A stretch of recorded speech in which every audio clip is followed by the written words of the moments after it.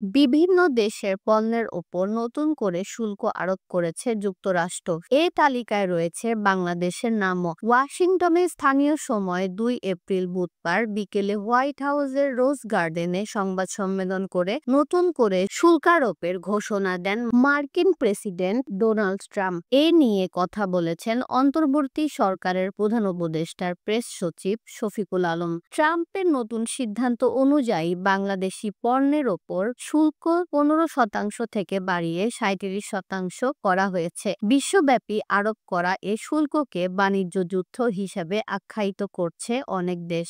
এই নিয়ে ৩ এপ্রিল বৃহস্পতিবার শফিকুল আলম তার ফেসবুক আইডিতে একটি স্ট্যাটাস দেন। তাতে তিনি লেখেন, বাংলাদেশ যুক্তরাষ্ট্র থেকে আমদানি করা পণ্যের ওপর শুল্ক পুনর্বিবেচনা করছে। জাতীয় রাজস্ব বোর্ড দ্রুত শুল্ক যুক্তিসঙ্গত করার বিকল্পগুলি চিহ্নিত করছে, যা বিষয়টি সমাধানের জন্য প্রয়োজনীয়। শফিকুল আলম আরও বলেন, যুক্তরাষ্ট্র বাংলাদেশের ঘনিষ্ঠ বন্ধু এবং আমাদের বৃহত্তম রপ্তানি গন্তব্য। ট্রাম্প প্রশাসন দায়িত্ব গ্রহণের পর থেকে আমাদের দুই দেশের মধ্যে বাণিজ্য ও বিনিয়োগ সহযোগিতা বৃদ্ধির জন্য আমরা যুক্তরাষ্ট্রের সাথে কাজ করে আসছি। মার্কিন সরকারের সাথে আমাদের চলমান কাজ শুল্ক সমস্যা সমাধানে সহায়তা করবে বলে আশা করা হচ্ছে।